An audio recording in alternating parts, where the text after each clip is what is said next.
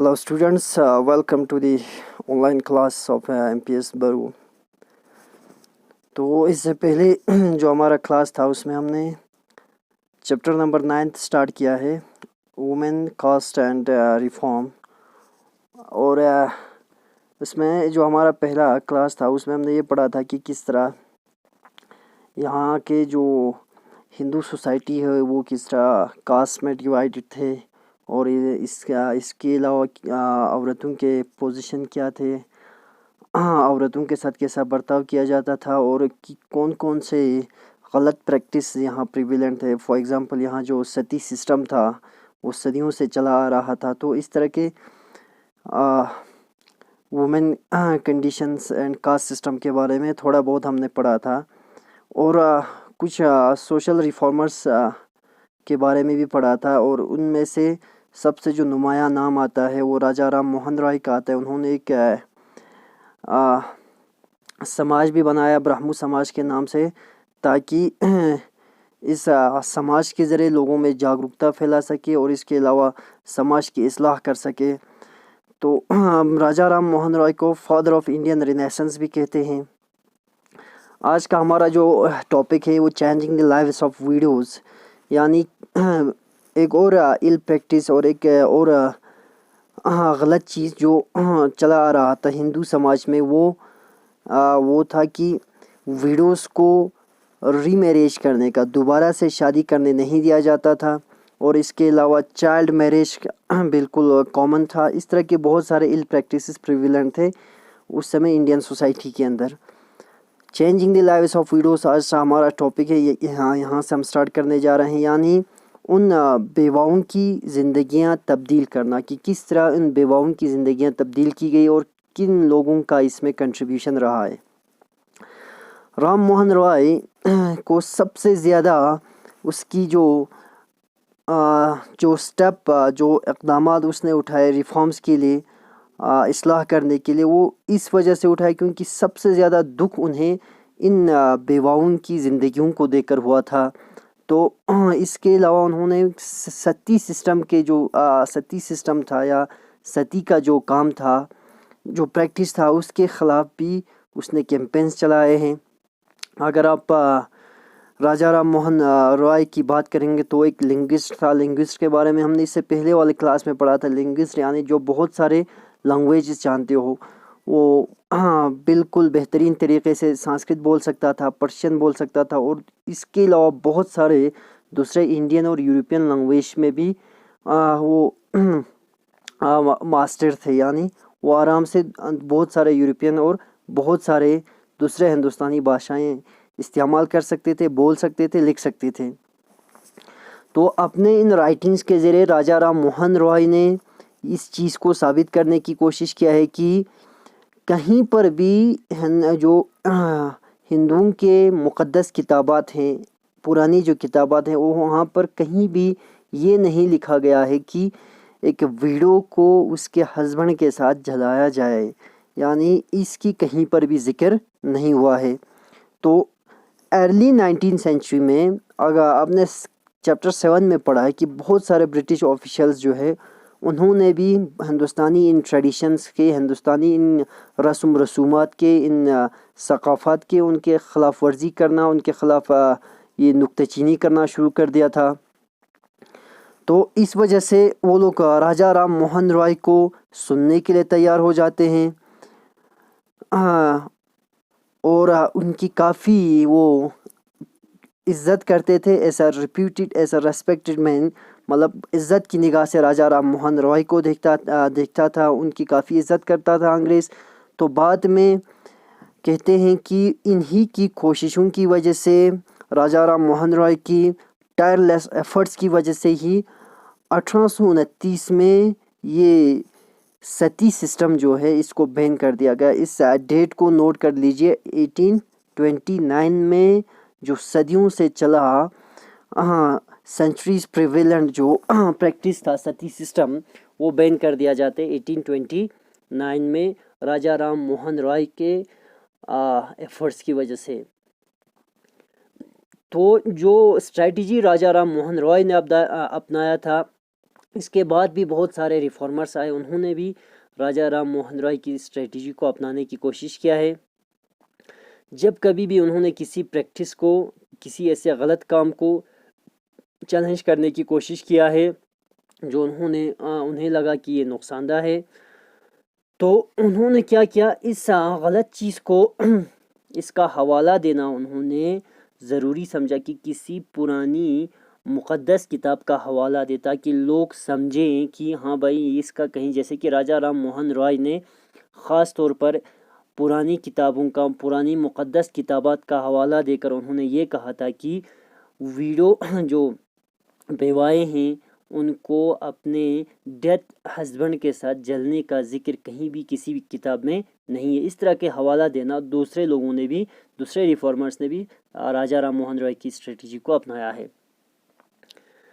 तो उन्होंने इस प्रैक्टिस को जिसे वो चैलेंज करना चाहते थे, उन्होंने इसको कोशिश किया है कि इसको इन किताबों का और इन ट्रेडिशंस का हवाला देकर ये दिखाए कि ये पहले से तो कभी नहीं होता था, ये बाद में बनी हुई चीज़ें हैं, तो इनको ख़त्म करने की, इनको रोकने की ज़रूरत है। इस तरह के स्ट्रेटजी अपनाए हैं। ठीक, तो यहाँ पर मिसाल दिया गया है, एक मशहूर रिफॉर्मर था ईश्वर चंद्र विद्यासागर। तो उसने राजा राम मोहन रॉय की ही स्ट्रेटजी को अपनाते हुए एंशिएंट टेक्स्ट को हवाला देकर उन्होंने इस चीज़ को सजेस्ट करने की कोशिश किया है कि बेवाएं जो है वो दोबारा से शादी कर सकते हैं, उनको दोबारा शादी करने का बिल्कुल हक है।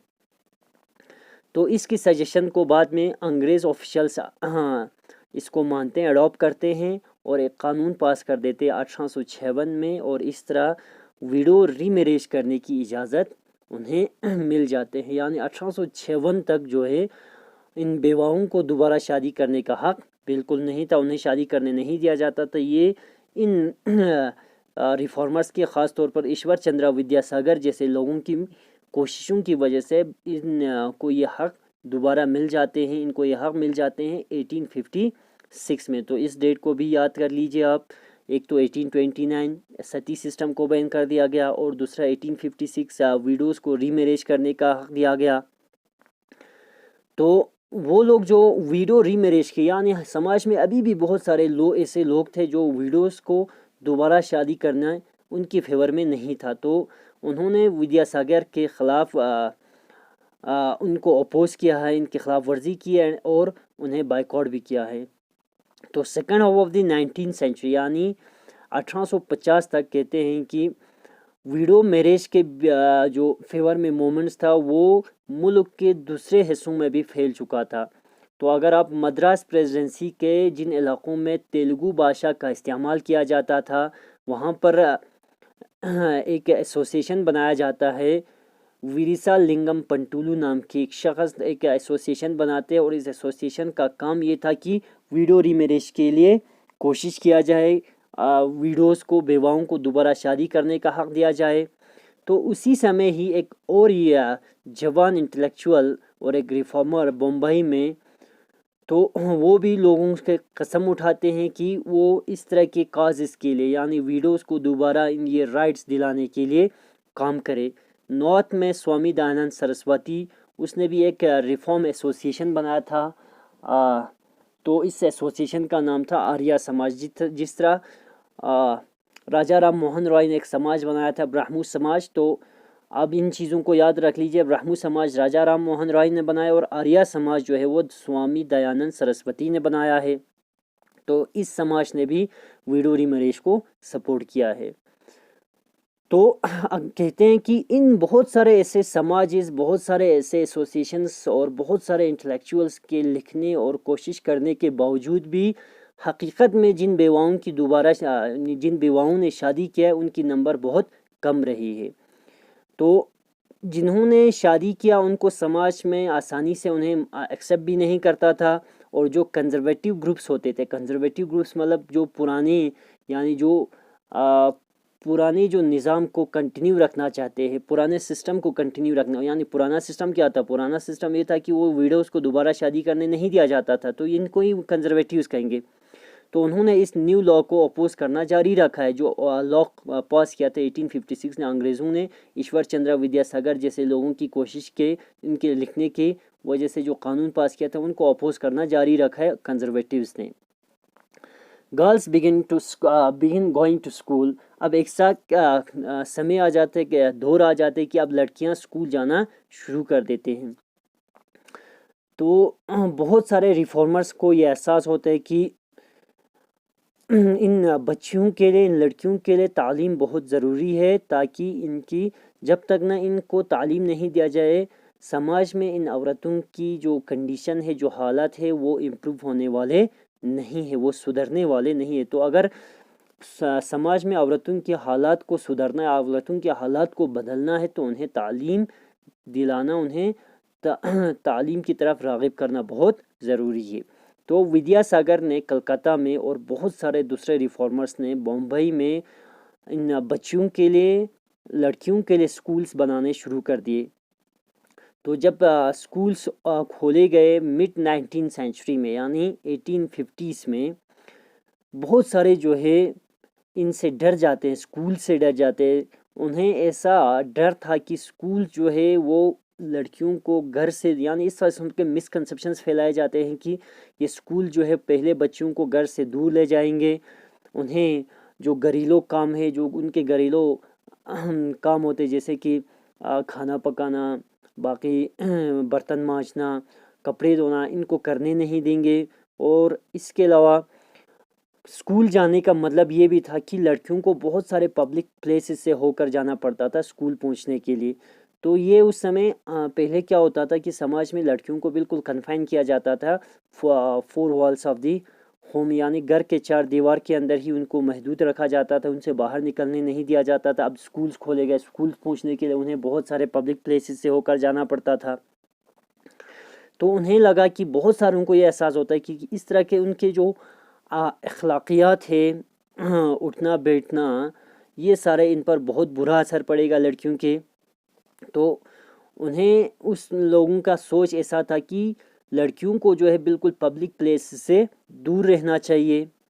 तो पूरी 19th सेंचुरी में इस वजह से बहुत सारे जो एजुकेटेड वुमेन है उनको या तो घर पे पढ़ाया है, उनको ज़्यादा घर पर ही तालीम मिली है, यानी स्कूल में तालीम नहीं मिला है। घर में भी उन लोगों ने पढ़ाया है जिनका थोड़ा सोच जो है वो लिबरल था, थोड़ा आज़ादाना सोच के जो बाप थे उन्होंने अपने बेटियों को पढ़ाया है, और जो हस्बैंड लिबरल सोच के थे उन्होंने अपने बीवियों को पढ़ाया है। तो कभी कभार लड़कियों ने खुद पढ़े हैं, एक दूसरे को पढ़ाए हैं। तो सोशल एंड पॉलिटिकल लाइफ, जो लास्ट ईयर का हमारा जो किताब था सोशल एंड पॉलिटिकल लाइफ में, उस समय हमने एक ऐसी एक खातून के बारे में हमने पढ़ा था, राज सुंदरी देवी के नाम से। तो वो उन ख़वातीन में से एक थे जिन्होंने सेल्फ लर्निंग, यानी ख़ुद से पढ़े हैं।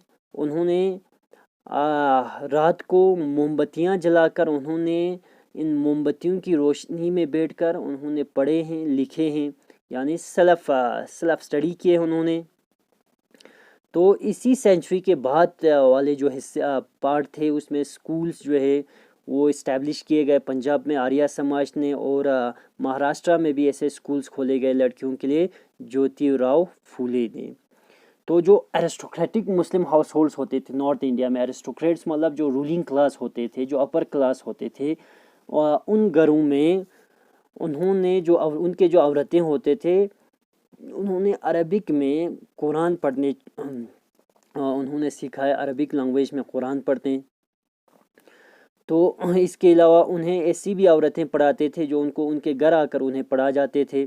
कुछ ऐसे रिफॉर्मर्स थे जैसे कि मुमताज़ अली, उन्होंने दोबारा से ऐसे कुरान से ऐसे वर्सेस निकाल कर, ऐसे आयत निकाल कर उनको इंटरप्रेट किया, उनके माने दिए हैं कि उन्होंने लोगों तक ये पहुंचाने की कोशिश किया है कुरान का हवाला देकर, जिस तरह ईश्वर चंद्र विद्यासागर और राजा राम मोहन राय ने अपने हिंदुओं के पुरानी मुक़द्दस किताबात का हवाला देकर सती सिस्टम और विडो रीमैरिज के बारे में लोगों को समझाया था। ठीक वैसे ही मुमताज़ अली ने कुरान का हवाला देकर लोगों को समझाने की कोशिश किया है कि कुरान में भी औरतों को तालीम देने के लिए कहा गया है।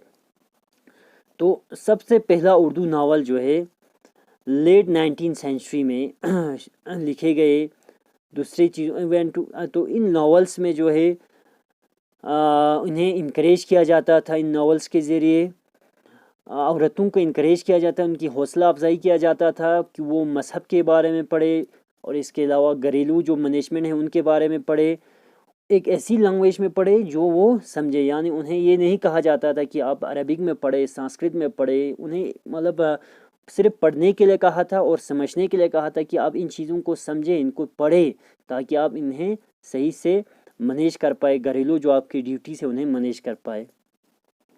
तो अब क्या हो गया कि थोड़ी बहुत औरतों ने जब पढ़ाई सीख ली, पढ़ना शुरू कर दिया, तो आपस में एक दूसरे के बारे में लिखना शुरू किया। वुमेन राइट अबाउट वुमेन, यानी औरतों ने अब उन्हीं के कंडीशंस के बारे में, औरतों के हालात के बारे में, औरतों के समाज में क्या रुतबा है, क्या पोजीशन है, उसके बारे में उन्होंने लिखना शुरू किया है।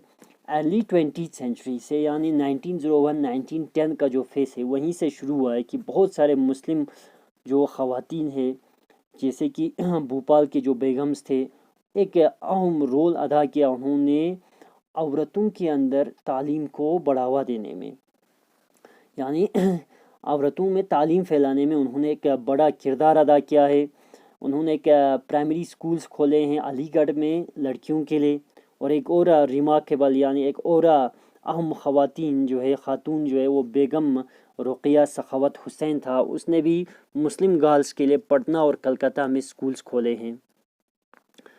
तो कंजर्वेटिव आइडियाज़ का वो एक नीडर क्रिटिक थी, यानी उसने जो भी पुराने सोच के लोग थे, जो भी पुराने निज़ाम को कंटिन्यू रखना चाहते थे, जारी रखना चाहते थे, बिल्कुल वो एक आउटस्पोकन और एक फियरलेस लेडी थी, एक नीडर खातून थी। उसने उनके ख़िलाफ़ कहे हैं, आवाज़ उठाए हैं, और उन्होंने इस चीज़ को आर्ग्यू किया कि हर मज़हब ने क्या किया है कि औरत को एक बहुत ही निचला और एक बहुत ही कमतर मुकाम दिया है समाज में। इस चीज़ को उन्होंने दिखाने की कोशिश किया है बेगम रुक़िया सखावत हुसैन ने।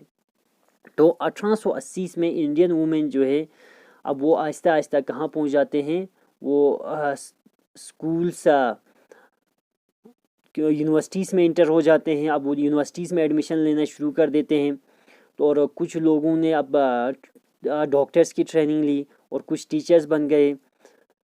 तो बहुत सारे औरतों ने अब लिखने शुरू कर दिए और अपने ही व्यूज़, अपने नज़रियात को छापने शुरू कर दिए कि समाज में औरतों की क्या पोजीशन है, उसके बारे में। ताराबाई शिंदे, तो ये एक ऐसी औरत थी, एक ऐसी खातून थी जिनको तालीम मिली है घर पे पूना में। उसने एक किताब छापी है, स्त्री पुरुष तुलना। स्त्री मतलब होता है औरत, पुरुष होता है मर्द, यानी तुलना का मतलब होता है कंपैरिजन।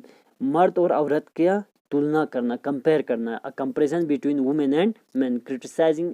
तो इसने इस किताब के अंदर जो भी इख्तलाफात है, जो भी डिफरेंसेस है मेन और वुमेन के अंदर, जो समाज के बनी हुई जो डिफरेंस है, उनको क्रिटिसाइज़ करने की कोशिश की उसने अपनी किताब के अंदर।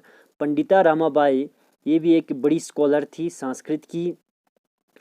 तो उन्हें ये एहसास होते कि हिंदुज़म की बात करेंगे तो वुमेंस को लेकर ये काफ़ी ओप्रेसिव है, यानी औरतों पर ये ज़्यादा जुल्म कर रहा है।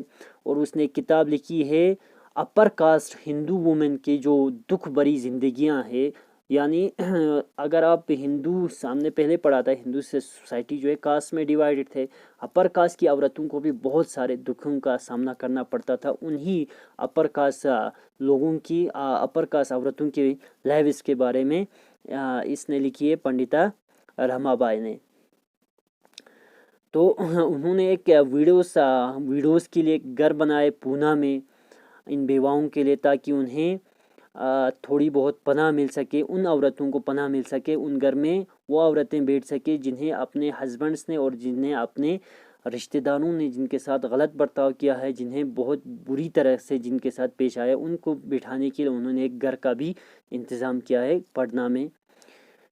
तो ये इस घर में क्या करता था, इस होम में उन औरतों को ट्रेनिंग दिया जाता था ताकि वो इकोनॉमिकली सेल्फ सफिशिएंट बन सके, थोड़ी बहुत इकोनॉमिकली वो दूसरों पर बोझ न बन पाए, अपने लिए कमा सके, इस किस्म की ट्रेनिंग दिया जाता था। तो यहाँ इस चीज़ को कहने की ज़रूरत नहीं है कि इन सारे जो चेंजेस हो रहा था 19th और 20th सेंचुरी में औरतों को लेकर, औरतों की पोजीशन को लेकर समाज में, तो इसने ऑर्थोडॉक्स को जो है, कंजर्वेटिव्स को जो है थोड़ा चौकन्ना कर दिया कि बहुत सारे हिंदू नेशनलिस्ट जो है ना, जैसे कि यहाँ मिसाल दिया कि हिंदू वुमेन जो है उन्हें ये एहसास होने लग जाते हैं कि हिंदू औरतें जो है अब आहिस्ता आहिस्ता मगरबी तर्ज ज़िंदगी को अपना रहा है, और अगर ऐसा चलता रहा है तो हिंदू कल्चर जो है ख़त्म हो जाएंगे, और जो फैमिली वैल्यूज़ है वो भी ख़राब हो जाएंगे, वो भी ख़त्म हो जाएंगे धीरे धीरे।